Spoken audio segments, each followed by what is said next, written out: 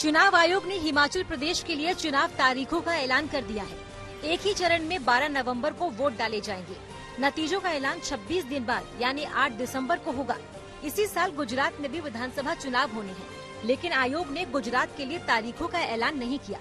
कांग्रेस ने सवाल खड़ा किया कि मतगणना 26 दिन बाद 8 दिसंबर को क्यों?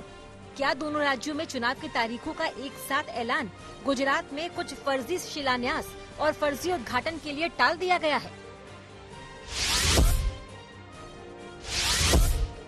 हिमाचल चुनाव की तारीखों के ऐलान के साथ ही कांग्रेस ने भी दमखम दिखाना शुरू कर दिया है।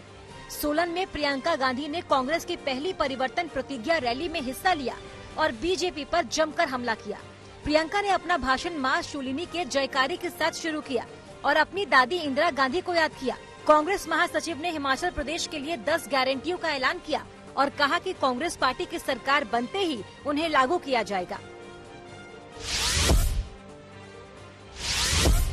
दिल्ली में आम आदमी पार्टी के दफ्तर के बाहर गोपाल इटालिया के नए वीडियो को लेकर बीजेपी की महिला मोर्चा ने जोरदार प्रदर्शन किया और पीएम मोदी की मां हीराबा पर टिप्पणी को लेकर नाराजगी जताई।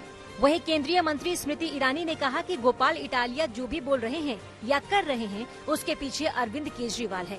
उधर बीजेपी के नेता हार्दिक पटेल ने गोपाल इटालिया के उस बयान पर पलटवार किया जिसमें उन्होंने ये कहा था कि पाटीदार होने की वजह से बीजेपी उन्हें निशाना बना रही है। हार्दिक पटेल ने कहा कि आम आदमी पार्टी को पता है कि वो चुनाव नहीं जीतने वाली।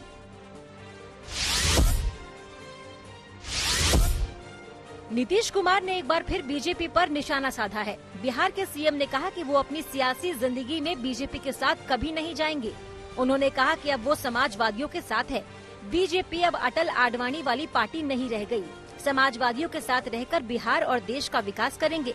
वहीं जेडीयू के राष्ट्रीय अध्यक्ष ललन सिंह ने प्रधानमंत्री नरेंद्र मोदी पर जमकर निशाना साधा। ललन सिंह ने पीएम मोदी को बहुरूपिया तक बता दिया। ज्ञान व्यापी परिसर में मिले कथित शिवलिंग की उम्र का पता लगाने के लिए कार्बन डेटिंग नहीं होगी। 4 हिंदू महिलाओं ने भारतीय पुरातत्व सर्वेक्षण से वैज्ञानिक जांच कराने की मांग की थी, जिसे वाराणसी की जिला अदालत ने खारिज कर दिया।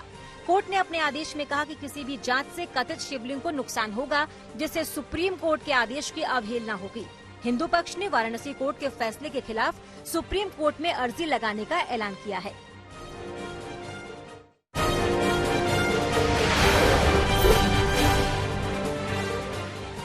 राम की नगरी अयोध्या में राम की पैड़ी पर होने वाले दीपोत्सव के आयोजन के लिए भूमि पूजन किया गया। विधि विधान से हुए पूजा पाठ में अवध विश्वविद्यालय के कुलपति, दीपोत्सव के नोडल अधिकारी और साधु संत शामिल हुए। अयोध्या में छठे दीपोत्सव पर 17 लाख दीप जलाकर नया वर्ल्ड रिकॉर्ड बनाने का लक्ष्य रखा गया है। ये संख्या कम न हो, इसके लिए 18 लाख दीपक जलाए जाएंगे। दीपों की जिम्मेदारी अवध विश्वविद्यालय को दी गई है। 18 लाख दीपों के लिए 18,000 वॉलंटियर एक ही रंग में दिखाई देंगे। सतलुज यमुना लिंक नहर के विवाद पर पंजाब और हरियाणा के सीएम की बैठक बेनतीजा रही। एसवाईएल नहर के मसले पर हरियाणा को पानी देने से पंजाब ने दो टूक इनकार कर दिया। बैठक के बाद पंजाब के मुख्यमंत्री भगवंत मान ने कहा कि बतौर मुख्यमंत्री मैंने पंजाब के 3.25 करोड़ लोगों की आवाज को पुरजोर तरीके से बैठक में उठाया। वहीं बैठक के बाद हरियाणा के मुख्यमंत्री मनोहर लाल ने कहा कि एसवाईएल का निर्माण हमारे लिए जीवन मरण का सवाल है। बेंगलुरु का एयरपोर्ट आज उस वक्त ऐतिहासिक लम्हों का गवाह बना जब दुनिया का सबसे बड़ा पैसेंजर विमान A380 यहाँ उतरा। एमिरेट्स एयरलाइन के इस विमान ने दुबई से सुबह 10:30 बजे उड़ान भरी। दोपहर के 3:40 पर double decker plane Bengaluru airport पर उतरा। पहले इस विमान को 30 अक्टूबर को बेंगलुरु उतरना था। प्लेन में निजी स्वीट और प्रथम श्रेणी में शावर स्पा के अलावा विशेष ऑनबोर्ड सुविधाएं मौजूद हैं। साथ ही ज्यादा लेग रूम और प्रीमियम कैबिन भी है। ऑस्ट्रेलिया में शुरू हो रहे T20 वर्ल्ड कप में घायल तेज गेंदबाज जसप्रीत बुमराह की जगह मोहम्मद शमी को टीम इंडिया में शामिल किया गया है। शमी को 15 सदस्यीय टीम में जगह दी गई है। बुमराह पीठ में दर्द की वजह से T20 वर्ल्ड कप से बाहर हो गए थे। मोहम्मद शमी टीम से जुड़ने के लिए ऑस्ट्रेलिया पहुंच चुके हैं। माना जा रहा है कि ऑस्ट्रेलियाई पिचों पर मोहम्मद शमी को स्विंग पर महारत की वजह से अच्छी कामयाबी मिल सकती है। पूर्वी उत्तर प्रदेश में बाढ़ का कहर जारी है। गोंडा, गोरखपुर, कुशीनगर और महाराजगंज जैसे इलाकों में गांव के गांव डूबे हैं। लोगों के आशियाने डूब रहे हैं। जनजीवन अस्त व्यस्त है। यूपी के सीएम योगी आदित्यनाथ ने गोरखपुर और महाराजगंज में बाढ़ प्रभावित इलाकों का हवाई दौरा किया। साथ ही कई इलाकों में सीएम योगी ने बाढ़ से प्रभावित लोगों को राहत सामग्री भी बांटी। उधर महाराष्ट्र के कई इलाकों में भी बारिश ने लोगों की मुश्किलें बढ़ा रखी हैं।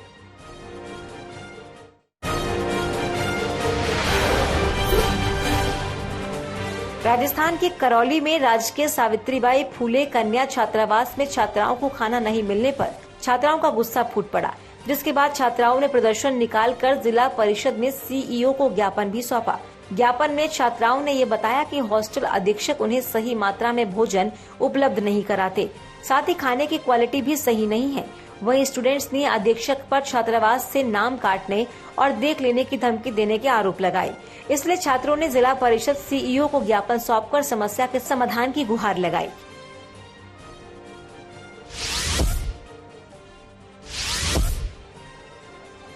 अलीगढ़ के बेसवा में प्राइमरी स्कूल में उस वक्त चीख पुकार मच गई जब पढ़ाई के दौरान ही बच्चों के ऊपर स्कूल की छत गिर पड़ी। इस दौरान 5 बच्चे बुरी तरह से जख्मी हो गए। चीख पुकार की आवाज सुनकर आसपास गांव के लोग भी मौके पर पहुंचे, जिन्होंने रेस्क्यू अभियान चलाकर मलबे में दबे बच्चों को बाहर निकाला। वहीं स्थानीय लोगों ने जानकारी देते हुए बताया कि प्राथमिक विद्यालय की छत को लेकर कई बार प्रशासन के अधिकारियों को अवगत करा चुके हैं, लेकिन लंबे समय से प्रशासन ने स्कूल की छत की ओर कोई ध्यान नहीं दिया।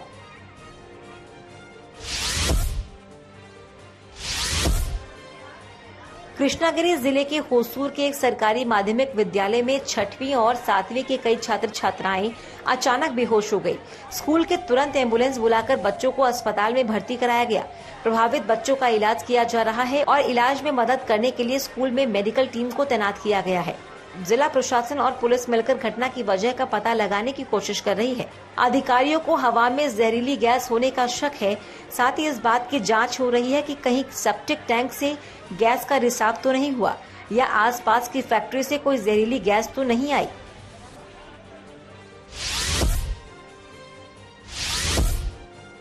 सुल्तानपुर में 10 अक्टूबर को दुर्गा मूर्ति विसर्जन में हुई हिंसा में जिस मदरसे से पथराव हुआ, वो मदरसा बगल के शिव मंदिर की जमीन पर कब्जा कर बनाया गया था। जांच में पता चला कि सड़क किनारे सरकारी जमीन पर भी मदरसे ने अतिक्रमण कर लिया था। प्रशासन ने इस मामले में मदरसा संचालन कमेटी को नोटिस दे दिया है। वही विसर्जन में हुई हिंसा के लिए पुलिस ने अब तक 4 लोगों पर एफआईआर दर्ज कर 30 से अधिक लोगों को गिरफ्तार भी किया।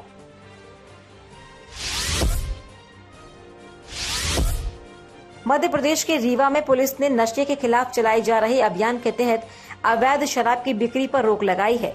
इसके तहत पुलिस ने नदी के अंदर से कई लीटर अवैध शराब को जब्त किया। आरोपियों ने पतली रस्सी बांधकर शराब की बोतलें पानी के अंदर छिपा दी, जिसे पुलिस ने नाव की मदद से पानी में जाकर बोतलों को निकाला।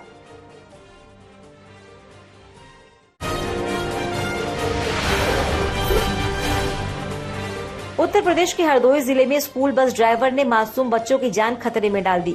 स्कूल की छुट्टी होने के बाद ड्राइवर नशे की हालत में बस को लेकर हाईवे से शहर में दाखिल हुआ। इस दौरान कई जगह डिवाइडर में नशे की हालत में टक्कर भी मारी। लोगों ने इसे देखकर शोर मचाया, जिसके बाद यातायात पुलिस ने उसे रोका और मामले की खबर पुलिस को दी। खबर के बाद ड्राइवर को पुलिस ने कब्जे में लिया है और डॉक्टर परीक्षण के लिए भेजा है।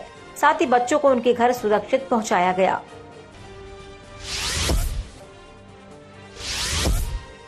राजस्थान के धौलपुर जिले के ग्राम पंचायत सरानी में समाज विशेष के लोगों ने ग्राम पंचायत के लिए आवंटित सरकारी भूमि पर बीती रात कब्जा कर लिया। एक चबूतरा बनाकर उस पर भारत रत्न डॉक्टर भीमराव अंबेडकर की मूर्ति स्थापित कर दी। सरकारी भूमि पर समाज विशेष के लोगों द्वारा कब्जा करने और मूर्ति स्थापित किए जाने के बाद शुक्रवार को ग्राम पंचायत और ग्रामीणों ने हंगामा कर विरोध किया। हंगामे की सूचना पर भारी पुलिस बल के साथ प्रशासनिक अधिकारी मौके पर पहुंचे और ग्रामीणों को समझाकर मामले को शांत कराया।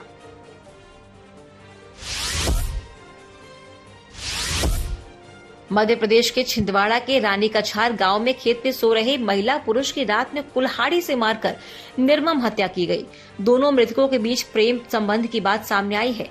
वहीं पुलिस अधीक्षक और एफएसएल की टीम भी घटनास्थल पर पहुंचकर मामले की जांच में जुटी है। पुलिस अधीक्षक ने बताया कि यह हत्या गुरुवार शुक्रवार रात के बीच हुई।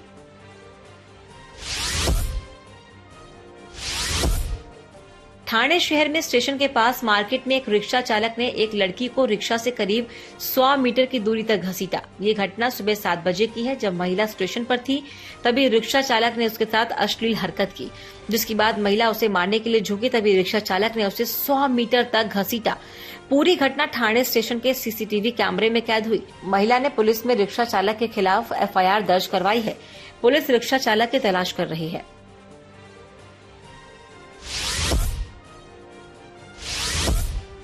मुजफ्फरनगर के चरथावल में पुलिस ने 2 शातिर लुटेरे सतीश और विकास को काला नहर पुल पर चेकिंग के वक्त मुखबिर की सूचना पर गिरफ्तार किया।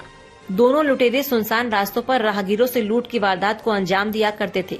दोनों लुटेरों पर शामली और चरथावल पर दर्जन भर लूट के मामले दर्ज हैं।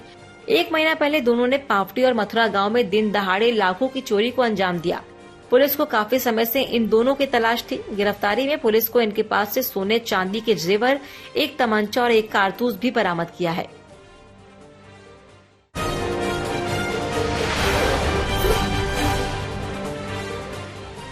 फ्रांस में ईंधन की किल्लत से जूझ रहे लोगों और सरकार की मुश्किलें बढ़ने वाली हैं।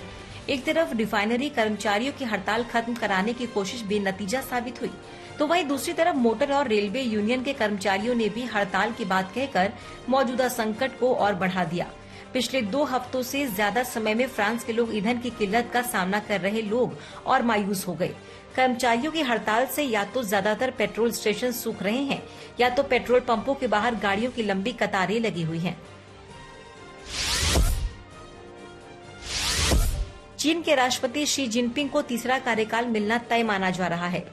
रविवार से चीनी कम्युनिस्ट पार्टी के 20वें महासम्मेलन की शुरुआत हो रही है, जिसमें औपचारिक तौर पर शी जिनपिंग को राष्ट्रपति चुना जाएगा।